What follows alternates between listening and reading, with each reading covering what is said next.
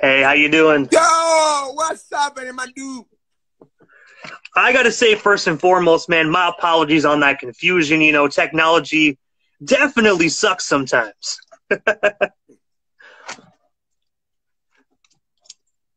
But I gotta say, man, first and foremost, I've been a fan of your fighting for years, bro. I'm not gonna lie to you. When I watch your fights, I get scared. And I'm halfway across the world watching it on TV. That was before. That was before she came and fucked shit up. I gotta say though, man, I'm gonna tell all these young fighters up there: do not get in Bout. We pussy if you are at the top. Now, if you having a girlfriend that she's been with you for a long time and you got to the top with her, I like that. But now, if you gonna get a gold digger to claim that she with you because she love you, that's a lie. That comes from my own experience, my brother. And I gotta say, man, that's pretty damn solid advice. And actually, I want to say shout out to you, bro. Listen, even before we do an interview, I know you are a original as fuck. I appreciate that, man. I really do, man. Honestly, I've been a fan, man. So if I get the opportunity to interview the first ever Bellator Middleweight champion, goddamn, dude, most definitely. 2 times. But I'm gonna jump. 2 times. People don't want to say 2 times, but I was 2 times. The first time I won my championship with Jerry Hess, and then the second was with Slamenko, very high competitor. I think he beat Musasi. That's why he's not competing. That's why he's not competing in Bellator anymore. He's like, fuck you. You guys screwed me for my fight. So he left. He took off. He went back to Russia. But I got to ask you, man, I want to take you back to the beginning of this, man. I got to ask, what actually made you decide to get into mixed martial arts in the first place, man? Because you're so natural at what you do. I got to tell you something, man. Since I was a kid, I was getting beat the fuck up by my dad. And I haven't told that to anybody, you know, but I start opening it up because at the end of the day, I'm getting older and nobody knows my story. But I used to get beat the shit out every day by my dad because he was an alcoholic. So anger and frustration, I already born with it because since I'm a little kid, my dad used to beat me up all the time. So that's why I started training judo to defend myself from my dad. And one day, it was this guy was an alcoholic. That he was at the back of the hood, because I grew up in the hood. And something like it pissed me off when people say like, "Oh, you know, I went through a lot. You haven't gone through nothing." So I was in the hood living in Cuba, and there was this guy who was in and out of jail, and he had about 10 kids, and one of them, you know, tried to take my my balls because we used to play with the balls. We used to hit the balls. And I'm like, fuck you. You know, they my balls. You ain't no taking my balls, those balls with me. So I beat him up. He went to his dad and told his dad that I beat him up. So his dad called me. Hey, come here. So I was in his backyard. And I'm 10 years old. I'm almost 10 years old. And I started fighting with every single one of them, little by little, one by one. I beat one, and he's like, jump out, the next one. So they start growing. My fourth, the kid already thought it was fucking big. I'm like, I need to find a way to get the fuck out of here. Anyways, I found a way, and I ran. As soon as I get to my house, I'm like, I'm thinking like, this is my safe spot. I'm at home. There's my dad all drunk. come in again, beat the shit out of me. So I lost respect for my dad. Before I was scared. But now I'm like, this motherfucker cannot even defend me when I coming all beat up from somebody's house. So I started training judo. So when he came to beat me up that day, I'm flipping and I start beat the shit out of him. So he go and kick me out of my house. I had no place to go. So I go to my coach and I said to my coach, my judo coach, listen, my dad kicked me out of my house. I had no place to go. What can I do? Can you help me? He goes, let me talk to my coach in the province that, you know, over there it's called AIDE. You can stay there, train, sleep, you eat. So he called his coach. He said, okay, if he beat the guys that I have here, he can stay. So I went and I beat every single one of them. I'm surviving. I would be in the street. And I beat and I qualified and I stayed there. And then, you know, that's another story. But that's the little story of my life. So I have the fighter on me since a little kid. And I just gotta say, man, you know what I mean? I want to say I'm sorry you had to go through all that shit, man. Like that's not. I wouldn't wish that childhood upon anybody, man. So I just want to say I'm sorry you had to go through that, man. But you know, your life is most definitely glorious now, man. You know what I mean? So definitely, good things come. It was great. You know, that's why I don't complain, because honestly, growing up in Cuba, fucked up, no food, nothing, and then on top of that, having a dad that I had, a fucked up, broken family. You know, my dad was always drinking, never provide for his family at all, for us at all. Even when I was sending money, because I was, you know, living outside of Cuba, he would drink all and, you know, and fuck prostitutes with the money that I was sending for my family. But that's a long story. You know, I don't want to get there. But I'm just saying, like, you know, I laugh sometimes when people come and say, like, oh, you know, I come from a broken family, you know. I'm like, you had no idea. At 10 years old, living in the school. And then when I was living in the school, I was even getting bullied because I didn't want to get in trouble and I didn't want to go back to where I came from. So I remember like that's how I got myself in trouble again, because I was telling this kid, listen, I'm not scared of you. I beat you all the time in judo. When we're competing, I always beat you. I'm not scared of you, bro. I just don't want to get in trouble. You know, stop hitting me and stop just bullying me. One day, I gotta have enough, bro. But I'm not scared of you, bro. I just don't want to go back where I came from. That is fucked up. So I was so scared to get kicked out and be back home where I didn't have no home. I would be in the street, who knows. And they used to call me the Cuban Hope, because I was so good at judo that, you know, everybody used to say, this kid is going to be Olympic champion, facts, period. And I was so good. I born for it. So the kid keep bullying me. And I'm like, man, you know. So one day, I call him up again. I said, like, bro, listen, I'm not scared of you, bro. I'm not scared of you. Stop thinking I'm scared of you. Just leave me alone, bro. I'm not scared of you. I don't want to hurt you, bro. So he keep bullying. So one day we competing and I beat him again. And he threw shit at me. And that I'm talking about in the schools, right? You know, like where you can leave. It's kind of like a juvenile, but it's like you practice sports. So I beat him in the competition, because every weekend at the end we have to compete.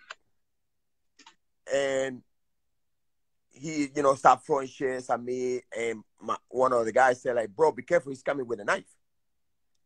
So I'm like, okay. I grab a baseball bat, and I baseball bat the shit out of this guy, like I almost kill him. And then here we go again. I'm out. I'm kicked out, suspended, and you know, no time. They just give me no time. They suspended me for sports forever. And in 2 years, I made the Olympic team. They revoked the suspension, and I made the Olympic team in 2 years with no training. But if you would, and I remember as well, that was, I believe, in 1997, where you actually won gold at the Junior Cuba National Championship, man. I gotta say, I won so many nationals. It was easy for me. I'm telling you, it was easy.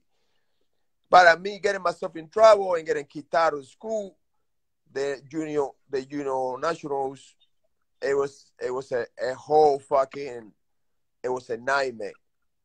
But you know, my life was a roller coaster, you know, like it was just up and down. It was just like a lot of trouble.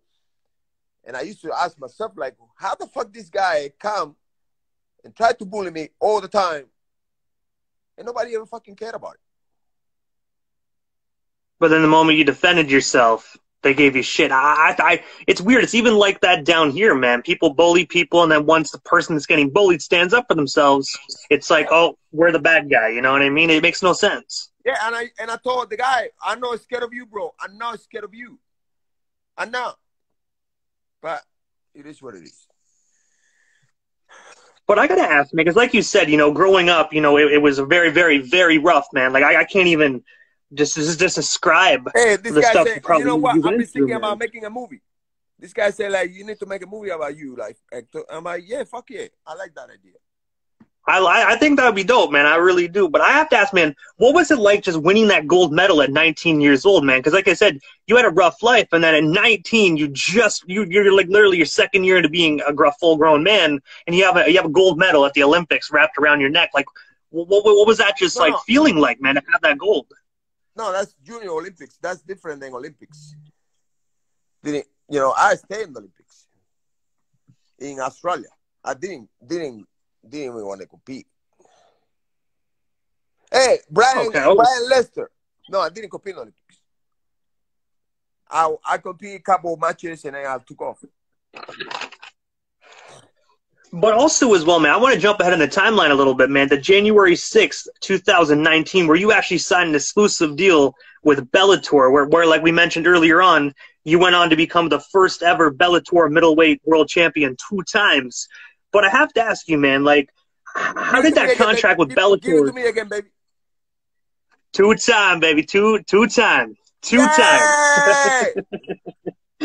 But I have to ask you, how did you land that contract with Bellator? And of course, how does it feel to be solidified within that company's history, man? Because you're the first person to win that title, and then you won it a second time. I tell you, like, a lot of people talk shit about Beyond. And I tell you what, Beyond Rennie is one of the most knowledgeable guy in combat sports, period.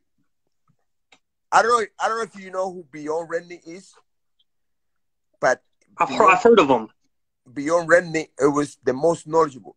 This guy knew everything about me, but not only about me, he knew everything about a lot of fighters that you never heard of. Okay, and he picked every single one of them himself. He didn't have, like, you know, matchmaker. He did everything alone. Obviously, you know, as the company was growing, he found somebody else to do that job. But Beyond Rennie is one of the most knowledgeable motherfuckers in the sport of combat sports. Take a look. Take a look at the guys that he picked up. Slemenko. You ever heard about that guy? Alexander Slemenko? I haven't. Dude, this guy has over, you know, right now has over 100 fights. The guy is a fucking nasty motherfucker. He also, he was a champion in the second season of Bellator. I won the first season. He won the second. And then we fought in the third. And he also fought against Musashi. He beat Musashi. And everybody thought like, he was going to get beat up.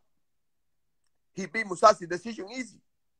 And he was beating everybody here easy. The guy was good. But even though, like, you take a look, the people that fought in Bellator, Eddie Alvarez, he picked up Eddie Alvarez. He picked up this guy now, Chandler. He fights in the UFC. He picked up the People Brothers. He picked up so many, Lima. I mean, the list goes on. He did it all himself. Even asking. So this guy needs respect. I don't know. Nobody ever talked to him about him, but it's a joke because he should be in a Hall of Famer because he built a company by himself. We know money basically. We know investors. We know nobody at the back. He did everything alone. And that's a true businessman. Yeah. So I still remember, man, one of my favorite fights you actually did at Bellator, man, was you and Jay Silva, man. You beat the snot out of him, man. I remember watching that back in the day on Spike TV, man. You just, oh, dude. I mean, like, I remember when you knocked his ass out. I was supposed to fight Paulo Filho, but Paulo Filho couldn't make it because he was in Brazil. And I think he was fucked up with drugs or something. So he couldn't make it. So I fought Jay Silva overweight. He didn't even fucking want to make the 190 fight. He was a big guy, Yeah, that was a good fight. We're friends now. I gotta say, man, it most definitely was, man. I gotta say, when you hit him, man, with that mean right hook, man, he dropped like a sack of potatoes. Anybody, you get hit here. I remember back in the days when I was living in Australia, I used to hit all the Tongans. I used to fight in the clubs all the time with the Tongans and Samoans. They're big as fuck. Street fight. I used to street fight with them. I got to say, you definitely have that mean right hook, man. I'm not going to lie. Anytime I watch one of your fights, like I said, I'm halfway across the world in another country. And when I see that right hook, I'm just like, oh, that hurt. Yeah. So, but also, man, oh, sorry about that. My apologies, Hector. No, you're good. So listen, let me ask you. Let me ask for you sure. What do you think about the journalists that always ask the same stupid question? I have a problem with that. I have a huge I'm not going to lie to you. I'm going to say this publicly, man. I can't stand it. That's why I got into this stuff, man, because I look at it as for you right here, you got to fight. For instance, you got a fight coming up Saturday. You know what I mean? That takes training. That takes, you know what I mean, promoting the fight, selling tickets, the whole works at the end of the day. You know what I mean? So for you to give me your time, you know what I mean? For me to ask you dumbass questions, you know what I mean? It pretty much wastes your time. So at the end of the day, the whole like top 10 fighter or this and that, I honestly feel that journalists should do their research and actually at least, even if they think they know a lot about a person, still do your digging and ask legit questions that will benefit not only just your platform, but also the individual you're interviewing as well. So that's why I got into what I'm doing, Hector. I hate the generic bullshit interviews, man. They're lazy. You sound original. I'm telling you, I don't know, for somehow you have and listen, I've been telling a lot of people things that they don't realize.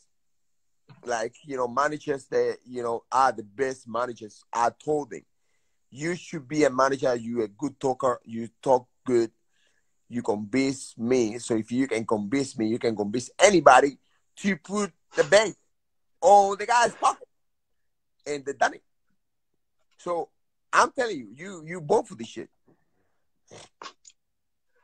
I appreciate that, man. I really do. It means a lot coming from the champion. I'm going to tell you that for a fact. I got to tell you something. The biggest joke for me is Ariel Helwani.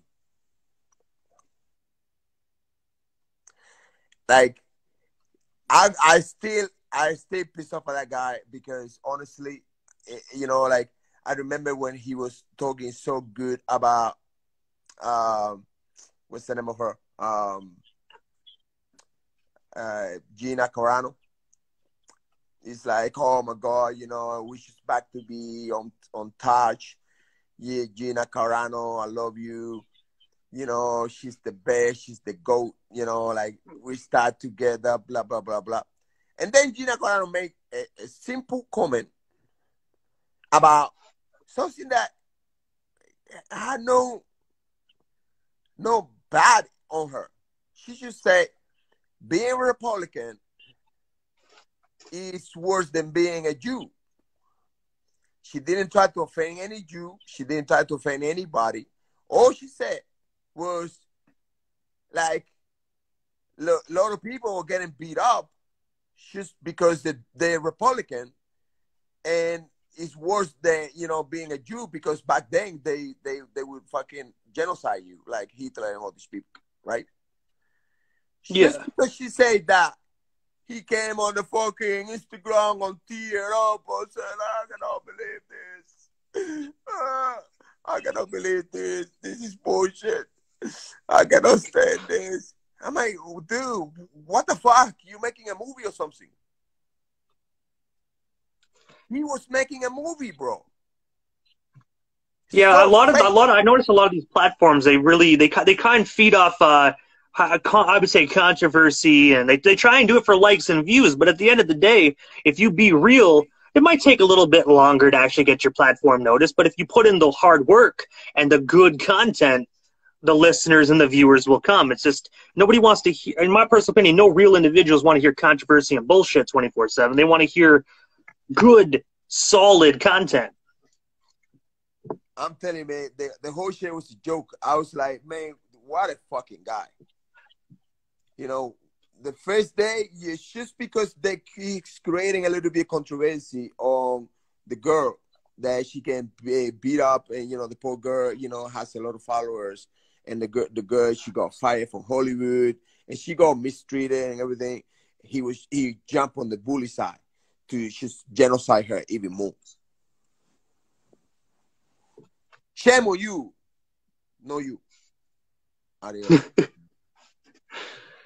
But also, man, as well, in 2009, I actually read that you actually received the Bloodbath of the Year award from Inside MMA magazine, where you actually gave Jared Hess the beating of a lifetime, man, where you actually took his ass to concussion pill, in my personal opinion. Yes, but I have to ask you, man, can you tell our listener a bit more about that fight? And, of course, what was it like just winning that award, man? Because, you know what I mean, that's a bloody but most definitely good dope award to actually receive. I actually got it from Bas Rutten. Really? Yeah, the legend. He gave it to me. So, that's dope. So he actually presented you with the award, like, during the ceremony? Yeah, he gave it to me. The legend. That's actually pretty cool, man. Bas Rutten. So I got good moments. I had good moments till she came. Till she came. And I keep telling these fighters out there, do not get involved with that gold digger. That she gonna come. Yeah, and she gonna say, nothing comes good from a gold digger. Like, nothing comes good. This is what they are, because they are out there. Right now, I'm pretty sure in your episode, they bunch of them up there. They are up there, and they're looking for the guy that has talent. They're looking for the guy that can make it happen. So they're waiting. And then they say that, you know, they look and they say, like, you know, this guy has talent. You know, he has a bunch of fights. He's winning them all. This guy can make a fucking ton of money. So they go and they say to you, like, but I was with you when you had nothing. No, bitch. You was with me because you knew that I was going somewhere. You should jump in the train when the train was moving. I'm telling you, there's a lot up there. That's what I'm telling these guys, because the combat sport is growing and growing, and at one point it's gonna be, you know, better to be a fighter than being a football player, or better to be a fighter than being a basketball player. Can you record that part?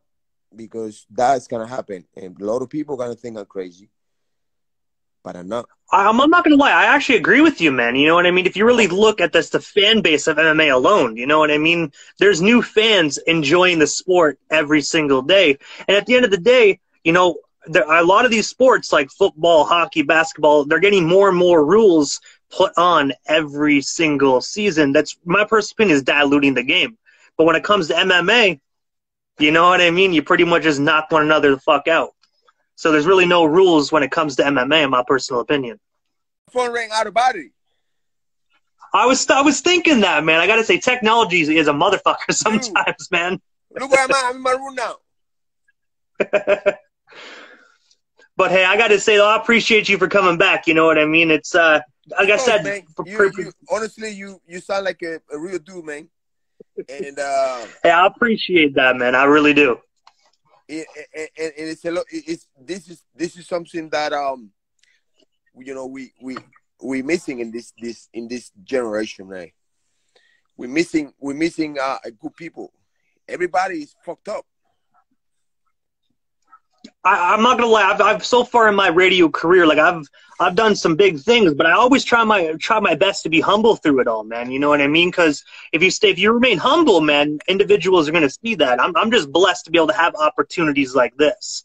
You know what I mean? And I see so much. I know fighters, and I know you gotta mention names because I can't care less about it. That they used to call me big bro. Be, you know, my big brother, blah, blah. Next thing you know, they start getting some wins. They start getting some traction. They start getting followers. Next thing you know, they don't even fucking talk to you anymore. I've been through it, and I know a lot. Remember, I'm an OG in this game. And it's so impressive to see how many motherfuckers change. Even guys that have a gym. Like, they haven't done shit. They just have a gym. They change. Even people, they start getting some traction for whatever reason on Instagram. They change. And you're like, what the fuck? I thought he was real. Yeah, it's definitely a bizarre world, man. Especially this day and age with the internet, man. You know what I mean? People get a little bit of fame, and next thing you know, it's like, you know, it's pretty fucked up. My shit doesn't smell anymore. My shit, it smells like a flower. No, you dickhead. Your shit still stinks. It's true, you know what I mean, and I even ran into the same type of people down on my end as well, man. It's unfortunate, but at the end of the day, it just proves who real people are, man. That's my opinion. It just proves who real people are down the line. 100%. But you know, I truly believe, as long as you keep it real, bro. You know, shit's man. There he is. These fucking chargers, they don't fucking work. I tell you, man, honestly, it's weird. My charger's been doing the same thing for me and my wife's phone. We plug it in, it doesn't charge worth shit. Dude, the fuck, man. These guys from Apple, they want to charge you for chargers too now. Fucking cunts. Yeah, man. What they want to do, man, is they make, back in the day they used to make stuff great. You know what I mean? It was a little more expensive. But, you know, it lasted good. But now everything's cheap and plastic, and it breaks in 5 minutes. It's almost like they want your stuff to break, so you have to go rebuy it. Yeah. Fucking clowns, bro. You call them clowns. Oh, I most definitely do, man. This guy says real K pellet. I have a battery, my bro, but it's just like a fucking doesn't charge. The code. But one thing I gotta ask though, Hector, because I know you're a busy guy, man. You gotta know you had a history making fight coming up on the 26th, man. So which is this Saturday. I gotta ask, man, what can our listeners expect from this fight, man? Because at the end of the day, I personally already can predict what's gonna happen, and it's gonna be you knocking Joe Riggs right the fuck out. But at the end of the day, man, I want to know, what can our listeners expect from this monumental fight, man? Well, spend a good card. You're gonna spend your money right. I mean, how can you go wrong? How much is the ad? How much is paying in the ad? I think it's like $6.99 here in Canada, so it's probably only $5 in America.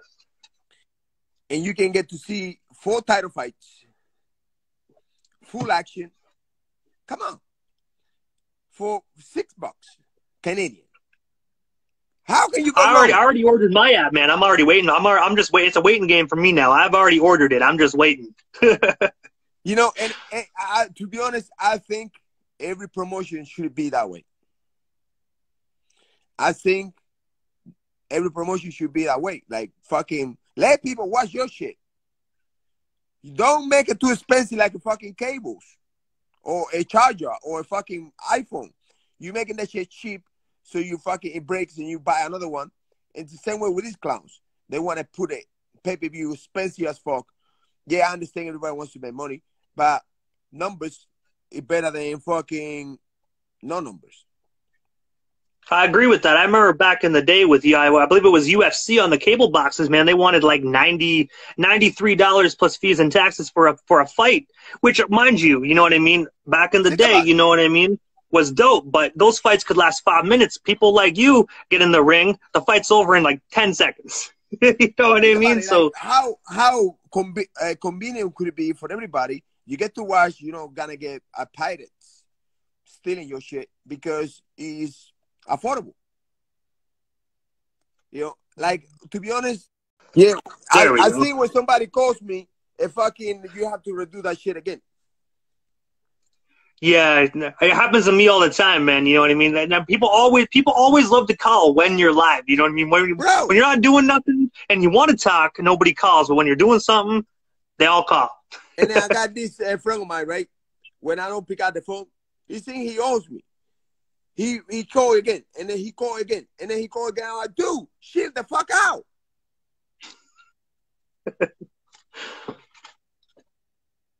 So let me tell you something, bro. You are a real bad motherfucker. I appreciate that, man. I try to be, you know what I mean? I don't look it though, but I try. Let me ask you, how good is to be normal? How good is to be flow? You go with the flow.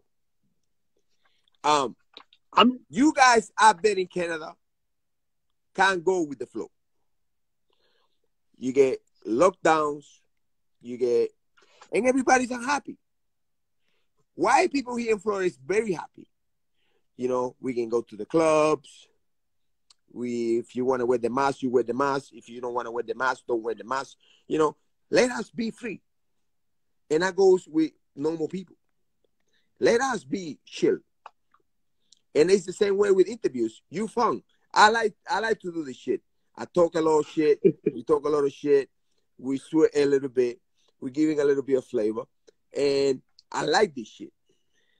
Why they cannot be like you? I'm not gonna lie, man. I don't know, man. But hopefully, you know, maybe the other interviewers will watch this and maybe kind of sit back and be like, you know what? Let me be more like that cracker in Canada. You know what I mean? Maybe. I like my older guy, the OG. OG is cool too. I had a fun doing his interview. OG. You never heard of him? Haven't heard of him? OG. I've heard of him, yeah. He does the cool interviews. So you and him are my favorites by far. Hey, I appreciate that, man. You know what I mean? I really do. But I gotta ask, man, just going back to Bare Knuckle 18, man. I know right now, you know what I mean? Joe Riggs is probably not watching this. You know, he's probably sitting back wondering, how the hell am I going to kick this guy's butt? And he probably can't figure it out. But I got to ask you, man, if he does happen to watch the replay of this, what do you want to say to your opponent come this Saturday night, man? And mind you, our radio station's uncensored, so you can just speak your mind, champ. Joe Riggs, you are an old man. And I don't care if you by number, you're probably younger than me. But you are an old man. I consider every single person that is 10 years younger than me old. So Joe Ricks, you are in that category. I gotta beat you up, boy. So if you're watching this video, chill, because I'm coming to give you an ass whooping. So T-minus 7 days, 1 week away, Joe. 1 week away. I have so much fun fighting. You had no idea. Look, a lot of people get nervous. A lot of people get fucked up. I get happy when I'm fighting. Even in my bad days when she came.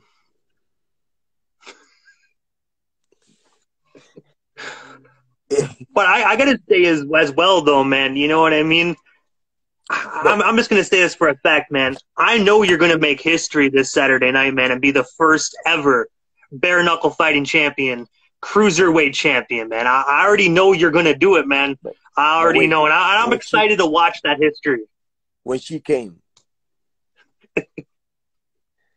everything was good till she came. Drama, arguments, fighting, you know. My life was hell. Grabbing my phone, shaking on my phone, shaking on my Instagram, shaking on my text. I mean, like, leave me the fuck alone. So, before she came, I was good. Even after she came, I remember, like, I would have all this drama, and I would go to the fight, like, okay, you know, at least this is my my escape. And even that I wasn't doing good because she brought up so much drama into my life, and I couldn't even fucking train. I'm drinking and drugs and alcohol, whatever, rock and roll. But I tell you, I'm happy when I'm fighting. And this can be sound weird. Because I got a couple of young guys, I signed it because I'm doing my own management company now, and I signed this kid, and he came to me. He's like, bro, you don't get scared before you fight. I'm nervous already. I'm like, bro, you gotta chill, do your thing, you'll be okay. Cause I like you said, when you're happy when you fight, I've saw many fights, man, that you're smiling right before that bell rings, man. You're just like, you're just pumped, man. You could really see it in you that, like, you're always 2 steps ahead of your opponent, man. You know where their hands are going to go. I'm in the playground. I remember back in the days at school, right? The kids at school, you know, I was a kid, you know, and they would say like, okay, after 4:30, I see you after 4:30. I see you after 4:30, man. And I'm like, fuck yeah. I see you after 4:30. I'll fuck you up after 4:30. Every day, I would have a call at 4:30. You know, till they knew that they couldn't call me at 4:30 anymore because I was always there. You never had those 4:30 calls? In school, you never had those? We did. We had them more at lunchtime, man. Back in my high school, we actually had a place down by the theater. So at lunchtime, you know what I mean. There used to be fights, and I saw some pretty fucked up shit behind that theater, bro. You know what I mean? It definitely was some bare knuckle shit. We'll put it like that. I've been doing bare knuckle since I was like 7, 6 years old. It was always bare knuckle, baby. So I gotta say though, man, and we actually have a user submitted question. I think this is probably the best time to ask this. Is just when we're on the topic of bare knuckle and whatnot, man. Wait, where's this guy? Thank you. Rio okay, Pelly. Thank you, my bro. He's being very nice, this guy. He's actually from down here where I am, man. He's actually a phenomenal individual, man. Huge supporter as well. So definitely shout out to Real for Real. But also, man, little Matt is going at it too. Little Matt. And that was actually the user submitted question, man. And I really, when he actually wanted this question asked, I knew I had to ask it because I've always wanted to know this myself. And he wants to know, when was the first time you knew you could just knock a motherfucker out whenever you felt like it? I always did since I was a kid. And you're gonna call me crazy. But since I was a kid, I had this power to throw punches. You know, like even at the beginning of my fighting career, you take a look and you know that I knew how to fight. And everybody used to ask me like, dude, you came from judo. How the fuck you throw hands like that? You don't look like a judo player. You look like actually a boxer. And I'm like, no, I've been fighting since I was 16 years old. I swear. I was boxing and fighting and bare knuckle all day long. No kidding. And I gotta say, man, especially when you're growing up having to fight every single day, man, especially at a young age, it just comes naturally, man. But you took something that you had to do to protect yourself, just, you know what I mean, growing up, into something that can actually make you a career and a legacy, man. So I gotta say, dude, you most definitely took a negative in your life and turned it into a positive. I was good. But the only thing that's not positive about it is the individuals that are facing you in the ring. But other than that, it's positive for you. I was good till she came.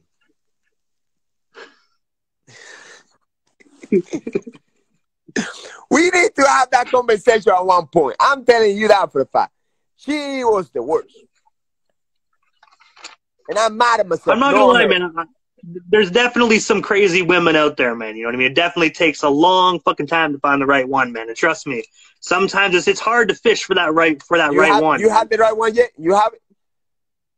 I got married 3 years ago, man. And you know what? Definitely a phenomenal choice, man. I found the right one. But before my wife, man, I've ran into some crazy, psychotic, gold-digging bitches, man. Unfortunately. You know what I'm talking about.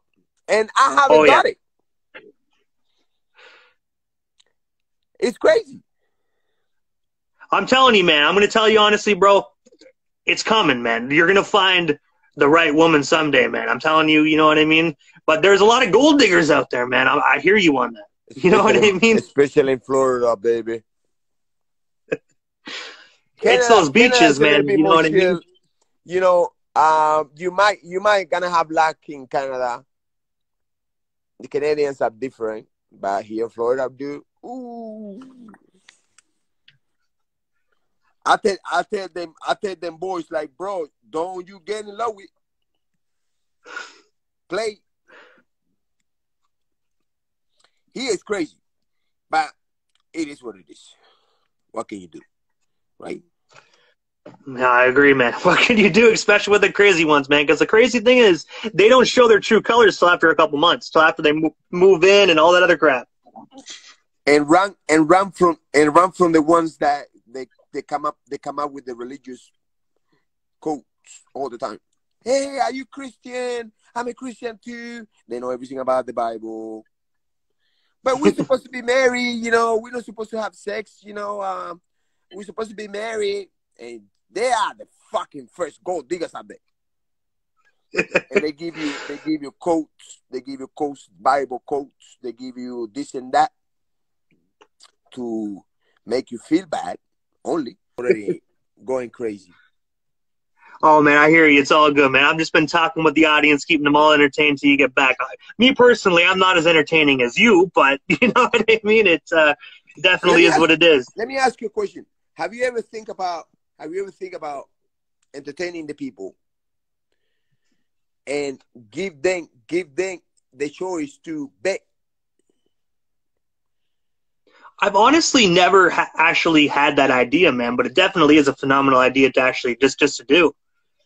People, and at the end of the day, people want to make money. So you give them, because you look like very knowledgeable about the fighting. You give them some stocks about the, you know, for example, main event, like for example, like Francis Ngannou and whoever he's fighting. When he fought what's the name of the champion? He was the champion before. Miocic. Yes, Miocic. I knew that Miocic. He was getting a little bit, let me find the best way to say it so people don't get offended up there. But he was getting a lot of mileage from the first fight that he had with him. Then he getting KO by DC. And Zingano was like fucking killing it. He was like fucking destroying everybody. So that was easy bet. So I bet with Zingano, with Nangano. And I won money. So, and I gotta say, man, you know what I mean? MMA is a good thing to bet on, man, because like you could see two amazing fighters, and at the end of the day, anything could happen, man. So I think it is a really amazing sport to actually cast some bets on, because at the end of the day, you can't look at someone and be like, yo, this person's gonna knock this guy out. You know what I mean? Unfortunately, anything can happen, but there's always that one fighter that has the better odds than the other. Do you bet with Mayweather, Logan? Honestly, I'm gonna be honest with you, man.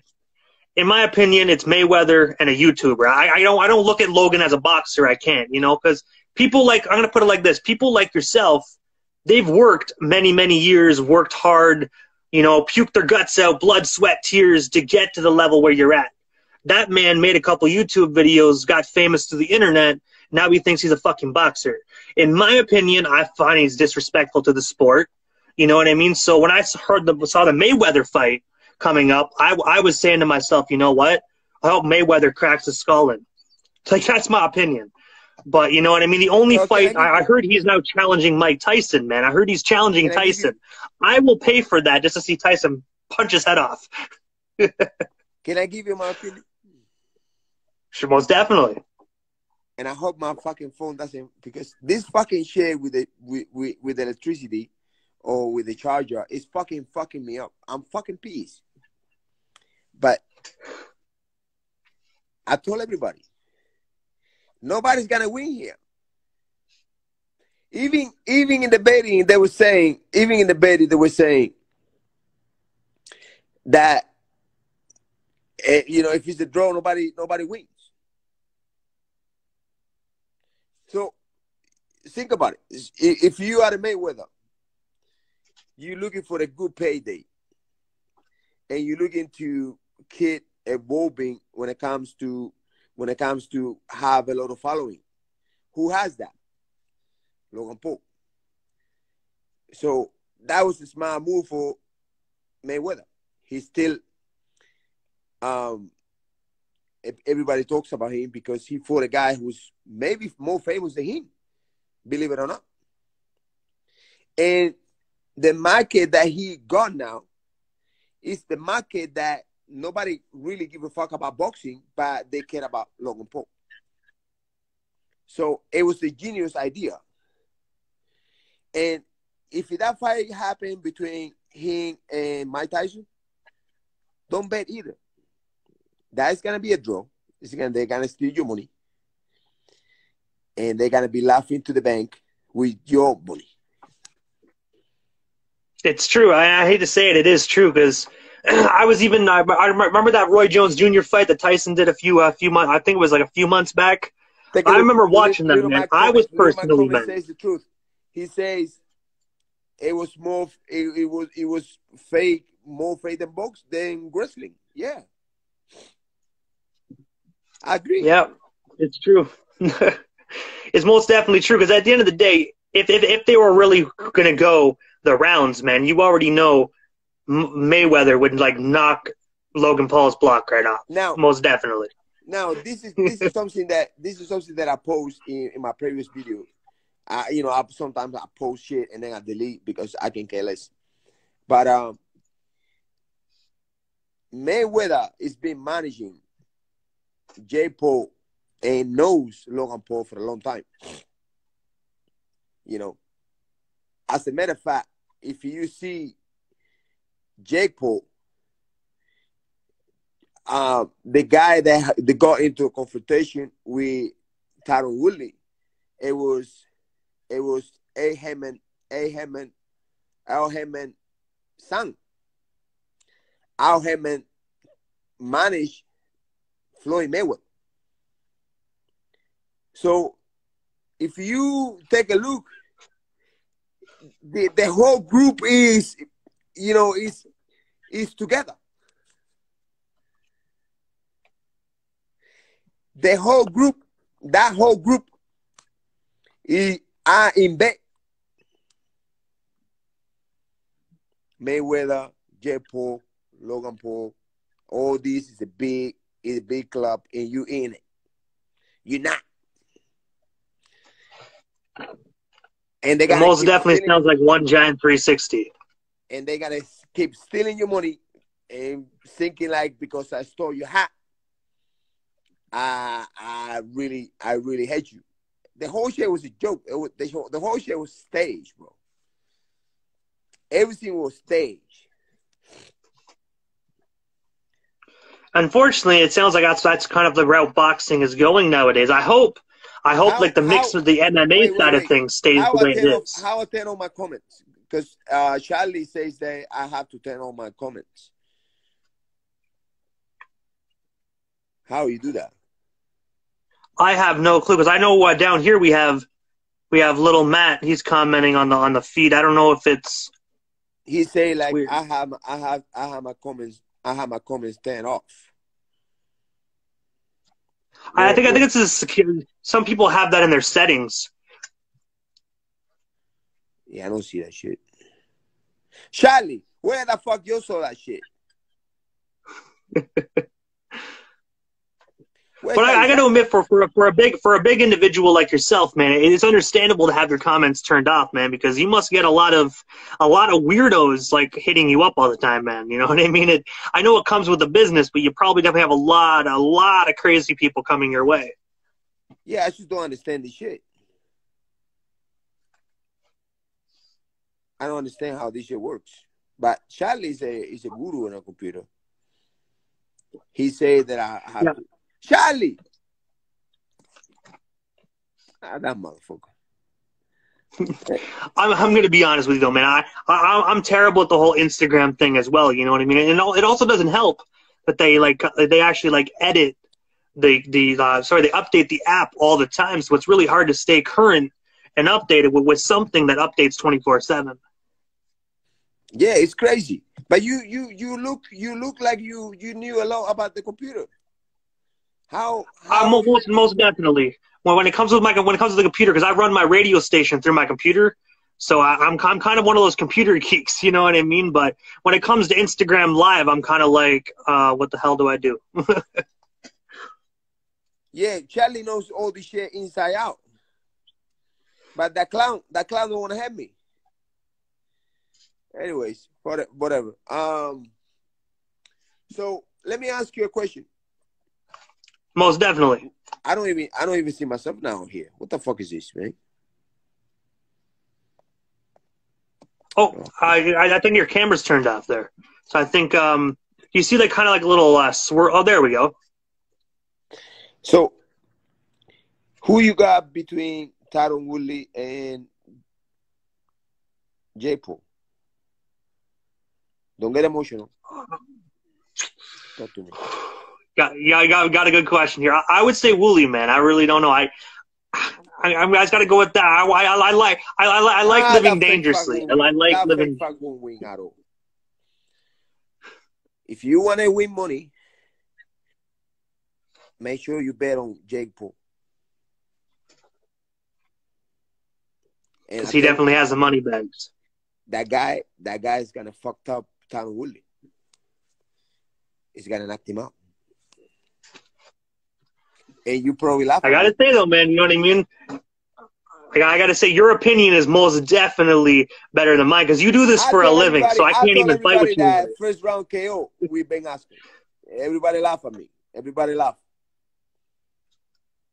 I truly believe in the later rounds is gonna KO Tyron Woodley.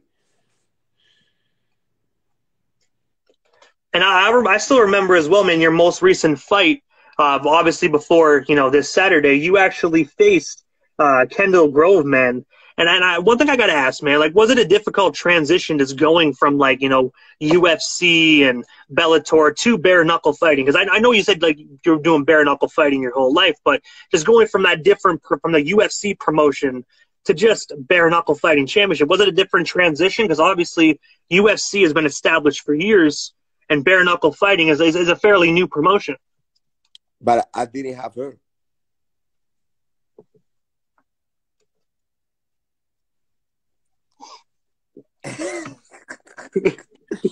She wasn't here. I lost it all. So she left. And I'm good. So she Hey, but you know what? Now you can build it all back up, man. And you can build it back up starting with this Saturday, man, because I already know I'm going to be sitting there in front of my TV with me and my wife, and we're going to watch you knock the fuck out of Riggs. I already know what's going to happen, man, and history is being made this Saturday. Hey, and I get so happy when I see a happily married man. It give me goosebumps because that's something that I never had. All I had was gold diggers and fucking rock and roll. So when I see that, it makes me emotional. And I got to say, man, I can tell you for a fact it's coming, bro. I most definitely can tell you, man, because at the end of the day, no matter how big of a fighter you are, man, there's always going to be that one person that's going to be like, you know what? I don't care about the money. You know what I mean? I have somebody in mind that she's been doing okay. I'm just looking everything that she does. And I'm taking note. But she's been good so far. That's good. You always got to analyze the situation. But she's been good so far. So I will make no comments about it. But yeah, she's been good.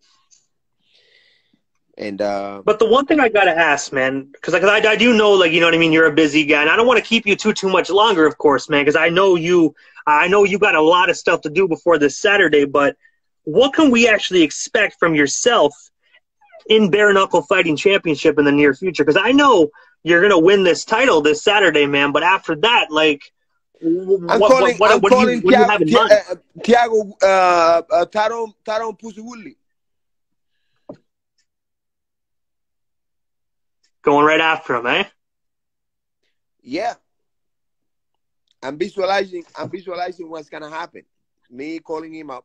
Me, you know, because he eventually, I don't think he gonna be J-Paul. That guy's good, man. The people underestimate that kid. All I'm gonna tell you, this kid is a fucking boxer. And I don't give a fuck what anybody's been saying. You know, you saw the video that I posted. He was maybe like 13. He was already training with Mayweather. He's been involved in boxing for a long fucking time. He's been in the gym for a long fucking time. And in the boxing gym, with the GOATs, Mayweather, everybody. And Mayweather him are good friends. Like a really tight. So I'm going to be honest. I did not know I didn't know they were actually tight before that fight, man. I didn't know that. This is something I'm learning today. So like they always say, you learn something new every day. Super tight. Tight as a wizard. Put it this way, El Heyman's son trains him. What does that tell you? El Heyman is Floyd's manager. And listen, these kids doing work with Mayweather. The money's great. It's a great partnership. They're really good in the computer. They're really good at, you know, creating stories. Mayweather's a legend. Dude, what else Mayweather wants? He's gonna gain the whole world with these kids, man. And I tell you what, it's a big club, and you in it. You and I, we in it. We're not. But these kids I've been involved with Mayweather for a long fucking time. A long time. And forget about that bullshit story. Like, J. Paul cannot go to the Hard Rock. It's been banned. It's been banned from the stadium. And then guess where he went? He was there. Didn't his brother say, like, bro, you've been banned from the stadium, bro? Like, you've been banned from the stadium. You know, you cannot come back here no more. Next thing you know, he's there in the stadium sharing. Let's go. Let's go. We're winning this shit. We're winning. I remind you something. I gotta say, it's most definitely a mind fuck, you know what I mean? But that's the business, though, right? That's how you make your money and really draw the crowd and draw the money in. It's shit like that, man, that most definitely pays much more than just your bills. Yeah, I just like, I'm pissed. I'm pissed off, bro. What happened to the comments, man? I don't see no comment. It looks like we're dead in here. Because I know we have Lil Mac commenting. I know in the questions we have Phenom, Charlie, P Fit, yo, nobody. DGM, We're USA. No action here. Shit's over. I don't know, man. I'm no good with these fucking computers, man. I'm gonna be honest with you. I'm not good with them all either, man. It's I see comments coming through and whatnot, but it's one of those things, man. I really don't know what to tell you. Majority of my interviews I normally do over like the radio and whatnot, man. So this is something new that I'm trying. So it's definitely you have to keep doing it this way, because that way you build your Instagram and your following. Most definitely true. I agree, man. You know what I mean? I most definitely do. Because if you do it through the radio, you're building your radio, but you don't building your following. If you do it from here, people have to follow you to follow up with you. So the more you do it from here, the more following and more active you are on Instagram. That's true, and I most definitely agree, man. That Instagram following is actually key, man. I know that for a fact. Yeah, and it's easier for everybody to request you and see the thing than just go to the radio. You know, most people are always on Instagram, so it's easier for them to see when you live. Oh, I most definitely agree. I live on Instagram myself. when you're in radio, you have to separate yourself and tune into radio. But if you on Instagram and somebody requests and something that you were waiting for, like you've been doing, I don't know about your radio, but you've been doing a lot of publicity on Instagram. But then a lot of people on Instagram, you lose these people because you're doing it somewhere else. They're not gonna go out of Instagram because they met you on Instagram and they saw the advertising on Instagram, so they will stay on Instagram. They're not gonna go out to log in for anything. Maybe pussy only, but not for an interview. It's most definitely true at the end of the day, man. You know what I mean? People would rather go to places like Tinder than listen to an interview on a radio station. You know? Pussy, no but I don't blame them, though. You know what I mean? I don't blame them. Sometimes pussy is better than listening to an interview. Bro, also, you see what happened in Troy, right? You didn't see what happened in Troy? That was actually true story. Troy, this guy, Paris, fucked the girl, and he fucked the wrong girl.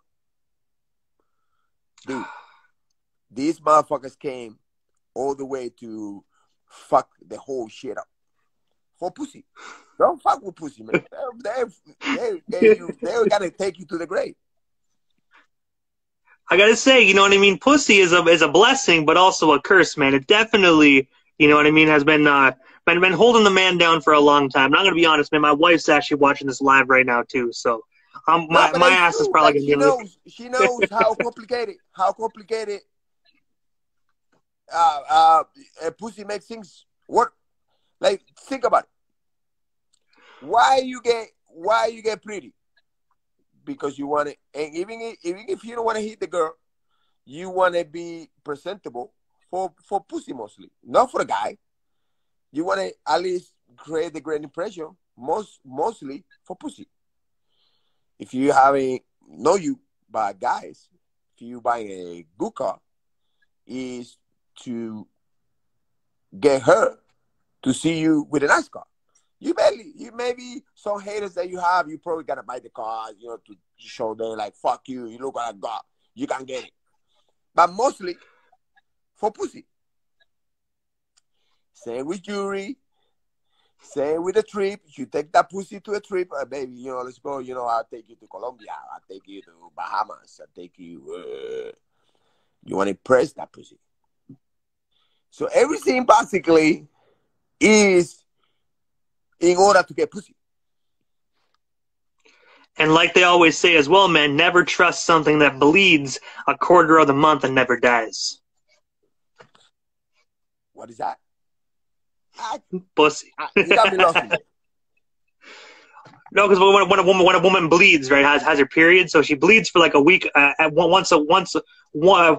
She bleeds 1 week out of a month, like for pretty much her whole life almost, and then never dies. Never trust it. You know what I mean? If something bleeds that long, you just never trust it. They are special. They are special. They are special beings. What does that tell you? If you can bleed, you bleed and you never die. What does that make you?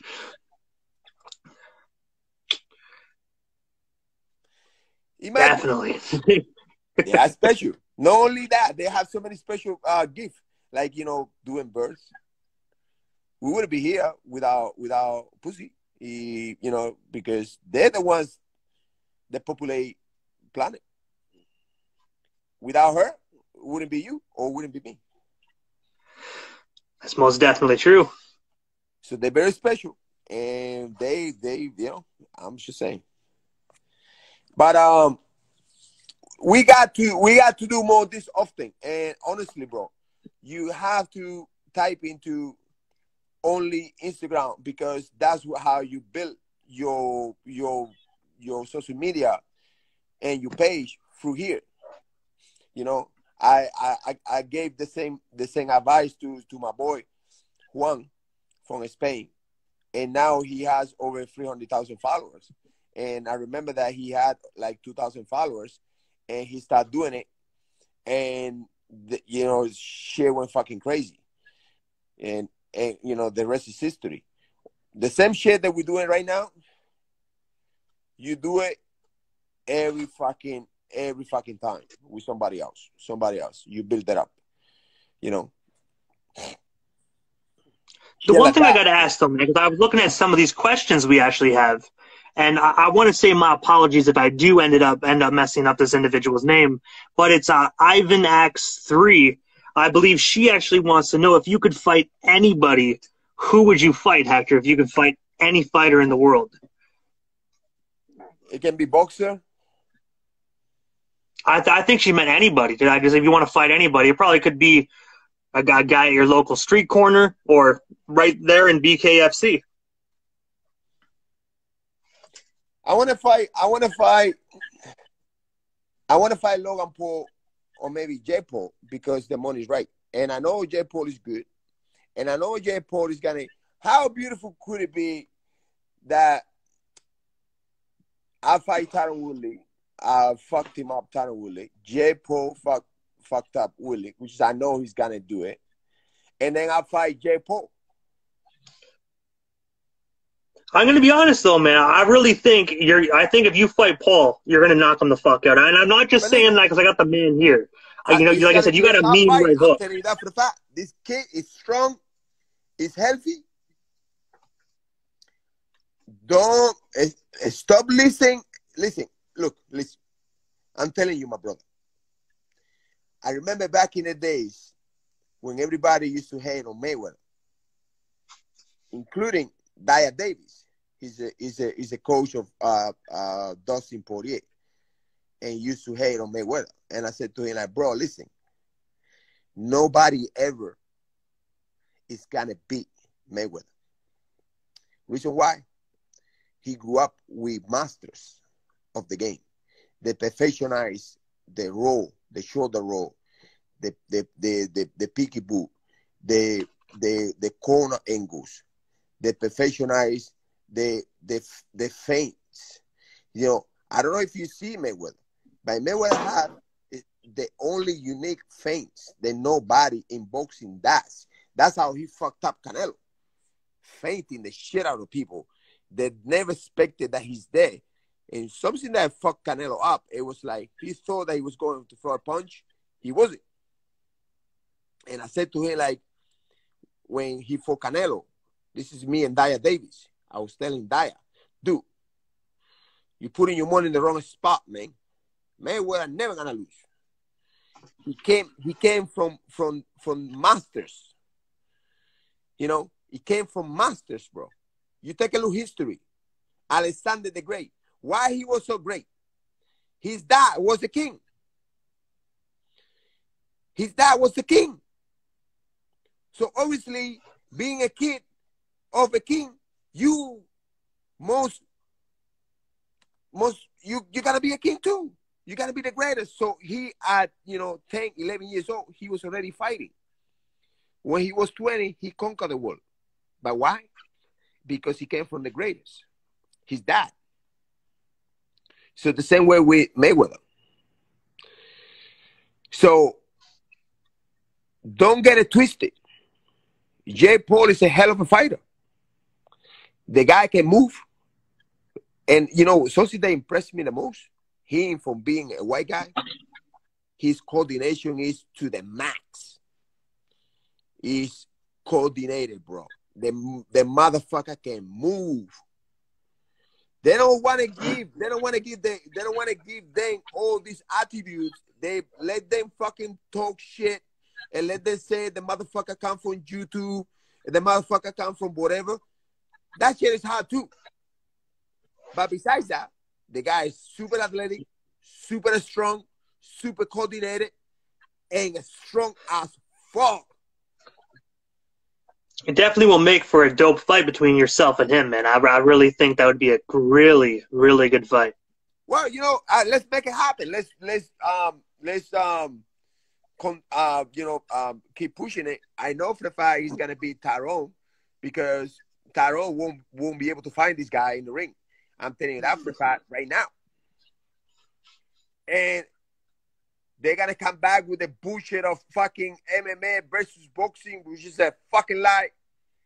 Every MMA fighter has to train boxing. So how the fuck you creating that stupidity? I'm not talking about you. I'm talking about people saying that, MMA versus boxing, bullshit my ass. If you don't learn how to box in MMA, you fuck. And I also remember as well, you actually had a kickboxing career as well, man, there briefly. You know what I mean? So it proves the point. You were in kickboxing. You learned boxing. You have to. And they all have been. Every single one of them have been. And every single one of them have been going to the gym in boxing. And there is no enemy in boxing. There is never been... every fighter has a boxing trainer. Every huge gym, from American Top Team to whatever you want to call it, they have a boxing trainer. You have to. It's like having a BJJ trainer. You have to. And I can care less what the motherfuckers say. They just trying to divide and make people think something is stupid. That's why I'm always being hated by people, because I have my own mind. I don't allow no clown to control me. And like I say, Jay Paul is a hell of an athlete. Strong as fuck, that motherfucker. And I put a video of him doing power work. And I say, like, take a look at this guy's coordination. That motherfucker can throw. Meanwhile, Ben Askren, the poor guy, he never had a fight. I don't say that the guy, you know, is being very successful as an MMA fighter, but he's being successful because he can wrestle. He can do wrestling in the fight. The minute that you take the wrestling out of Ben Askren, he's fucked.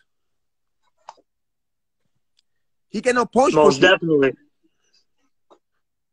He cannot punch for shit. He can barely move. I'm pretty sure you're more athletic than Ben Askren. I don't know about that. Maybe before COVID, you know what I mean? But now, after COVID, man, I gained a few pounds. Way more athletic than Ben Askren. Ben Askren is super suck. Now that he was a good wrestler, yeah, I agree. And he beat a lot of people doing wrestling, not fighting, just wrestle. All he does, wrestle. Give you a little bit of massage. One thing I have, when we're on the topic of former wrestlers, man, one thing I got to ask, man, like, when obviously, you know, CM Punk, like, when you're talking about wrestler, I mean, like, entertainment wrestling, so not real wrestling, right? Well, how do you feel about, like entertainment wrestlers coming in to mixed martial arts and trying to fight? Because I got to say, CM Punk got his ass kicked. You know, like, what's your take on that, man? Like, what's your take on CM Punk? Wait, didn't you just say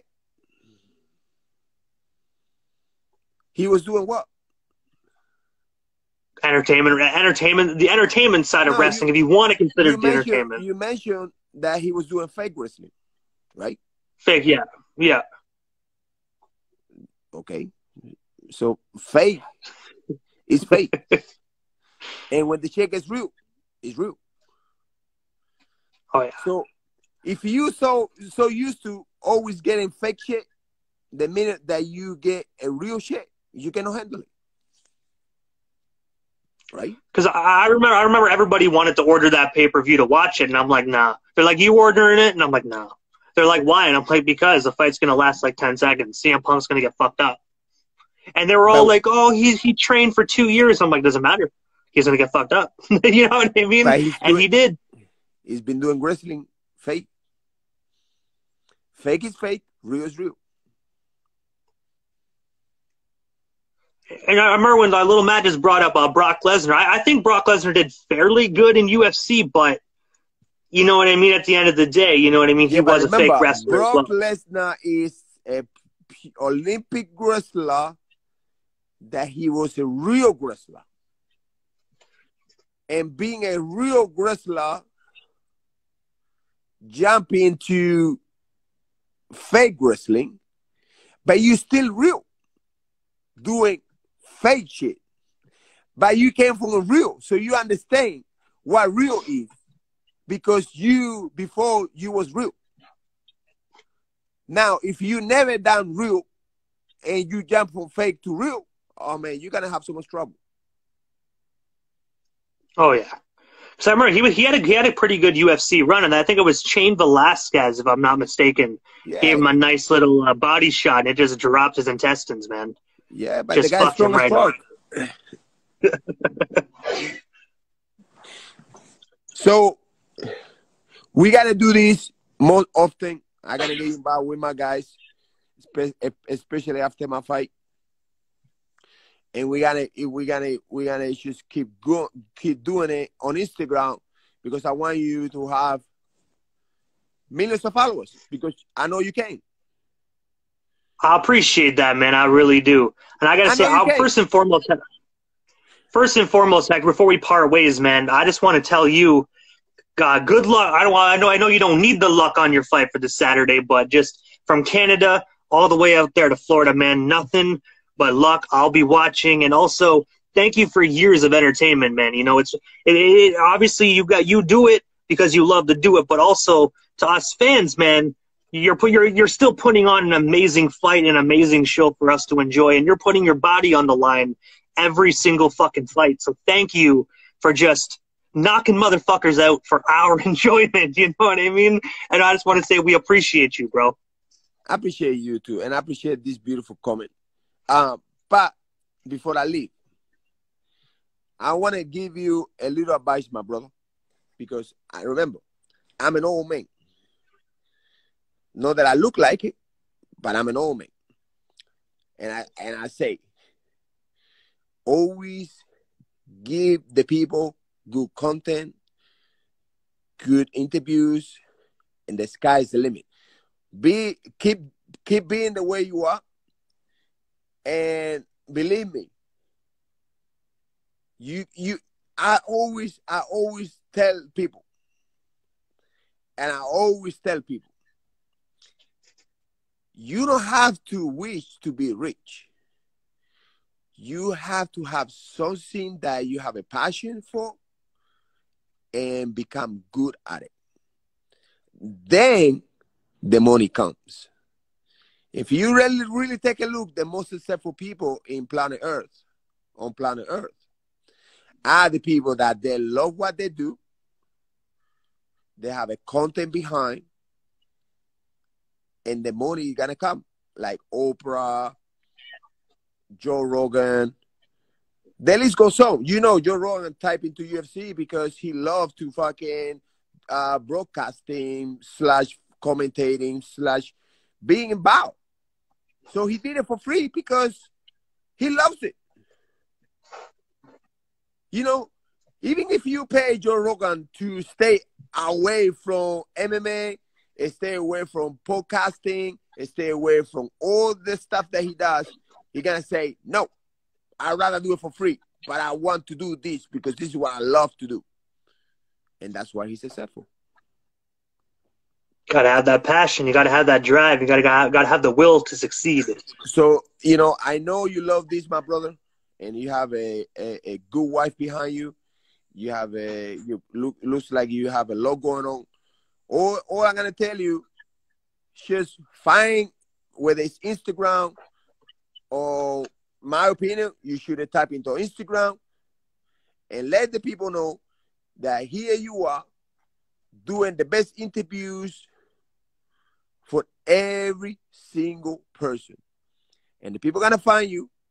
They're going to log in. And then they're going to follow you because they're going to love it so much that they cannot wait for you another interview. That's all you got to do. The rest is history, my brother. And I got to say, man, I really do appreciate the kind words, man. It means a lot coming from an individual that I actually grew up watching, man, on television. So, you know what I mean? I spent a lot of nights, man, watching you on Spike TV, kicking ass, taking names, and cashing checks, man. You know what I mean? But like I said, Hector, I know you got a busy week ahead of you, man. So I'm not going to keep you much longer. But thank you for a little bit of your time, man. And, you know, hopefully down the line we do this again, champ. But I will see you metaphorically on the TV this Saturday night. You bet. Most definitely, bro. You have yourself a great night. You too. Bye-bye.